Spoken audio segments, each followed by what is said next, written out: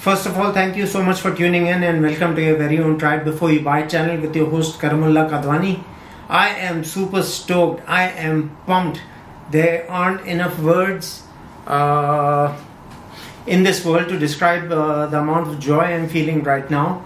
So, before we get started though, I'd like to inform each and every one of you and thank you personally, each and every one of you, as we've reached the 1,000 subscribers. I have been up and down all around the way I feel about posting videos on a daily basis. I sometimes feel very non-energetic and feel very low, and sometimes feel really pumped. This is one of the videos where I'm really pumped, and that's all thanks to you. So we've reached the 1,000 subscribers as promised.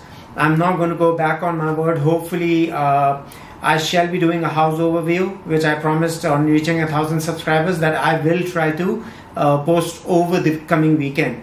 The name of the house that we're going to discuss is Amwaj, and I have close to about 21 fragrances which we are hopefully going to discuss, and I will give you my personal ranking for each and every one of these fragrances. Hopefully it will be a ranked list, so we'll go in order, starting from the least favorite to the creme a la creme, if I may. So before we get started though, if this is the kind of the content you like, please do like, share and subscribe to my channel, as the channel and I are in its very infant stages, trying to bring to you my overviews, price points and alternatives where possible, as 80% of my viewers I've noticed aren't subscribed.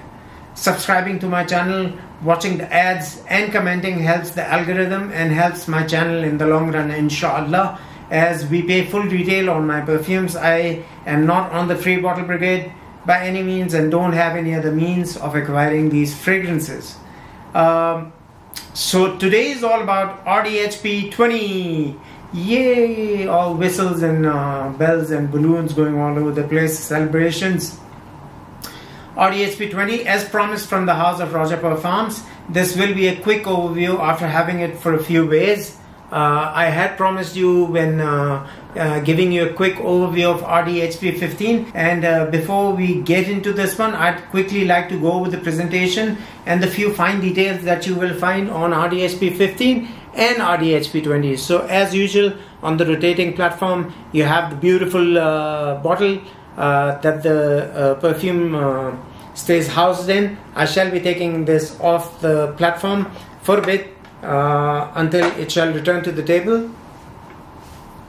This is RDHP 15, and almost exactly like RDHP 15 comes in this beautiful box with the chandeliers on either sides. Right, I'm hiding a few details as I wanted to show you. It actually says 20 here.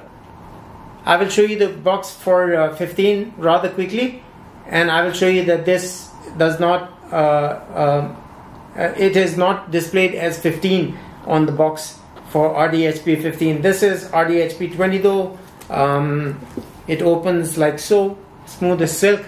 Again, this one signed off by Mr. Roja Dove himself.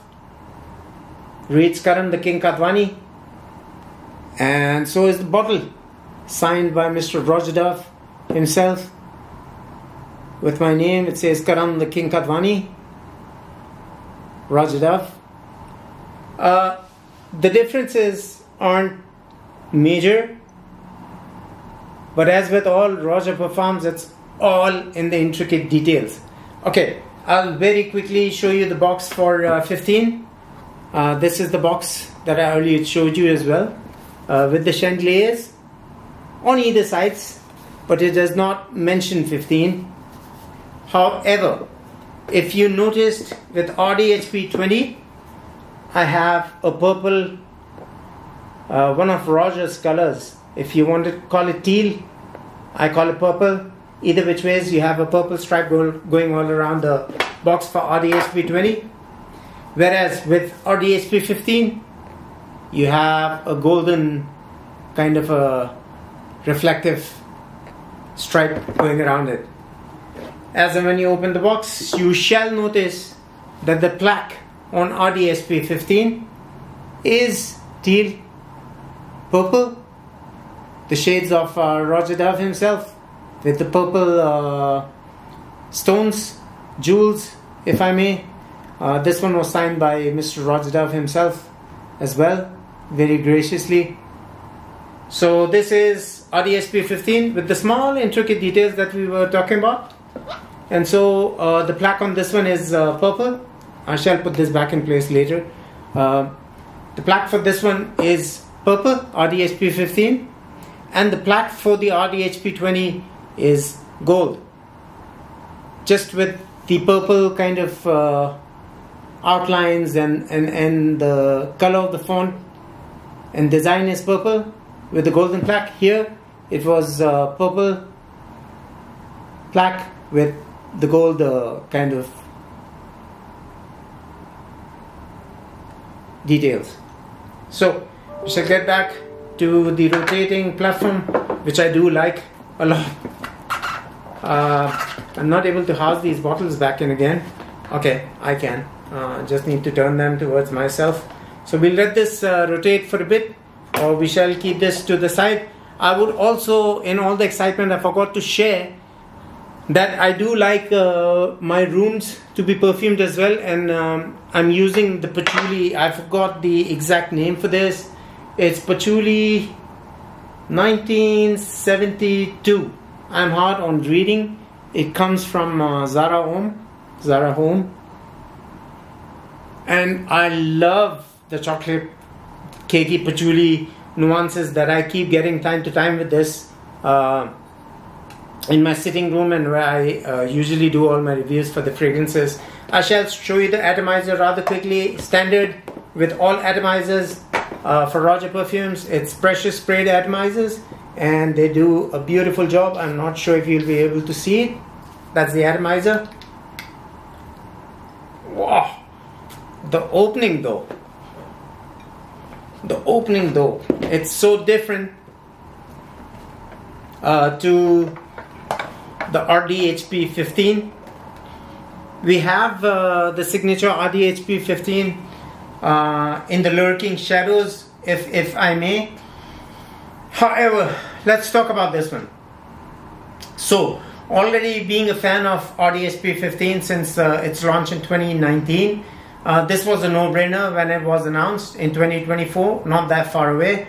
Retails for 495 pounds, equivalent to 600 USD, and in dirhams, including duties, etc., it costed me a whopping 2,500 dirhams. But that's for 100 ml. And I have seen with the House of Roger Parfums, even if they have the 50 ml at 1,900, 2,100 dirhams, I still went ahead and purchased them, because the thing with Roger is it's a Roger end of the day. This one is to celebrate the 20th anniversary, of course, for the Roger Dove Haute Parfumerie, which is the specialized upscale salon located on the 6th floor at Harrods. I'm sure all of you want to find out what's in the juice and what it smells like, as opposed to RDSP 15 and Roger Dove's other perfumes. We did get a quick spray, so let's look at the differences in the presentation. We've already done that. Roger Dove, I consider, is the master of Chypres. Everybody is entitled to their opinion. My opinion is that he is a master of Chypres. Though it being a Chypre, you have a few masculine modifiers that make it different from RDSP 15, which we had discussed in a previous video. This one opens with the classic Roger signature Chypre aldehydes and citruses. Citruses being bergamot, lemon, and lime. Lime being the different note in the construction of this fragrance. Gives it a sharp, bitter-like opening, bringing in the masculinity. Why I mentioned classic Roger aldehydes is he does aldehydes different that smell really expensive and posh. This is the opening, basically, is what makes it different from RDSP 15. 5 minutes in, starts getting spicy with the clair sage and geranium, bringing in the warmer facets, again leaning into the masculinity. Chypre made, rich AF. could be a wake-up call, more like an AM scent. AM meaning in the daytime, signature scent, due to the citruses kind of waking up your senses. Could also use this as your AM fragrance, and RDHP 15 for the cooler evenings. I would go on to say I don't see sexes in kind of reviewing perfumes and or wearing fragrances. Anybody can wear anything anywhere they like at any point in time. Having said that, RDHP 15 I use as a signature scent, and I love RDHP 15, taking nothing away from it. But RDHP 15, according to my nose, leans slightly feminine, whereas RDHP 15 has all these masculine modifiers, which could also make it an ideal signature scent for couples. Like my wife, I was discussing it with her that I'd love to shower her with RDHP 15, and on the opposite, I'd like to wear RDHP 20 for one of hopefully an event or a formal kind of socializing gathering we could go up to.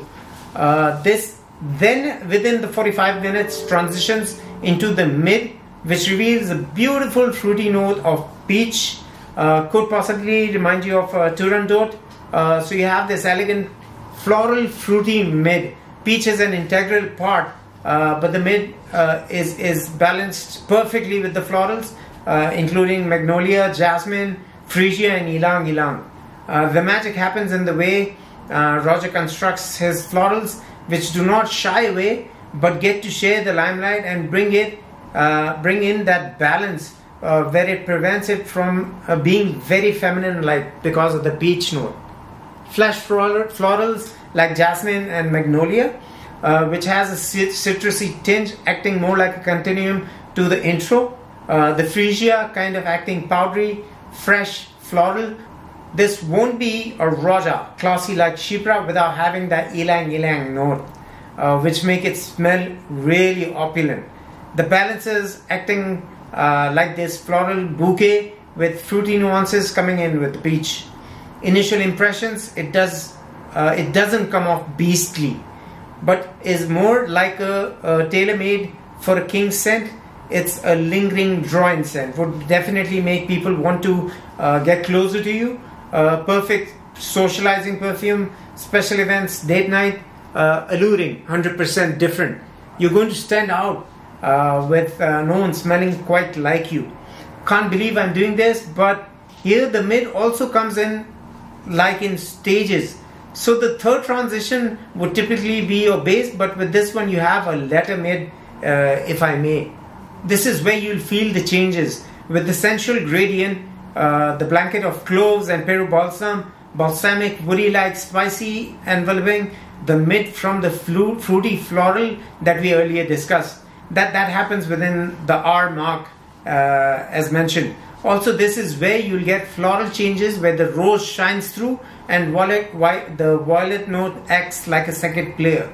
Shift change from your powdery spring summer-like florals into the gradient of the rose, which envelopes the latter mid. The base is where you see tons of notes, as with all other Roger fragrances, and wonder if you're going to get all of them and how they come together. Ideally, the magic again happening where Roger blends these ever so artistically, Mozart-like, if I may. So let's recapture this before getting into the dry down. Let me try to break this down for you. The aldehydic, citrusy, masculine, lime-like intro with a fruity floral unisex mid, peach, and a wonderful bouquet of florals. The clove adding in the spice and Peru balsams, with the woods adding in the warm and balsamic facets. Rose changing the gradient to sensual, which will lead you into the dry down. In the base is where the sensuality of the gradient brings the curtains down on this one, where you get the leathery facets with the labdanum ambery nuances, the patchouli and the oak moss bringing in the earthiness, incense, oud and woods. Smoky, earthy like oud, not animalic by any means. Doesn't take over the composition, but rather acts like a backbone, bringing in depth and adding complexity to this beautiful composition. It's graceful, sensual dry down. The powdery-like facets continued with the note of iris. One of my favorite notes in perfumery. The whole continuum thing happening much like a theme for most of the reviews I've been doing nowadays. So here you have the aldehydes with the soapy powdery opening into the freesia, acting like a continuum to the powdery facets, and iris extending the powderiness throughout the dry down. It's beautiful. It's sweetened with amber tonka bean and with just the right sprinkle of vanilla, not making it extra sweet. It's done the classic Roja Guerlain-like way, if you want to call it that, ending with an ambery sweet dry down. The whole experience is a sensual masculine with a classic Roja like slightly sweetened ambery dry down. This one's so different from the RDHP 15, and that's why highly recommended, as this cannot be redundant. I'll conclude by saying that RDHP 20 seems to be slightly more masculine leaning than RDHP 15, and the guys who've fallen in love with RDHP 15 are already big Roja fans who have enjoyed his fragrances for some time, for 21 years or so now at this point. RDHP 20 has the same aldehydic opening like RDHP 15. Here it's more with a unisex like fruity, floral, mid-ending, warm, spicy, enveloped by this masculine, sensual gradient-like notes, musk, labdanum, leathery, as well as incense, and the earthy, woody-like oud note, slightly smoky. More like winters, as it ends sensual warm, but one can wear anything anywhere. It's not a projector, so more like for you to enjoy in the dry down and people within your proximity or close circle. Special events only, I guess. Socializing, upscale, formal events. Do let me know your thoughts. Also let me know if you already have this gem of a composition, which I haven't seen many reviews on. I am probably one of the first few fragrance reviewers who brought you the comparison between RDHP 15 and the review for RDHP, or rather an overview for RDHP 20. And if you do not own or have this gem in your collection library of fragrances, would you at least be willing to give it a try after watching this review? Do share your experiences and don't forget to comment. Feel free to ask me any question and I'll try to answer it to the best of my capability. Until the next time, your host Karamullah Kadwani signing out.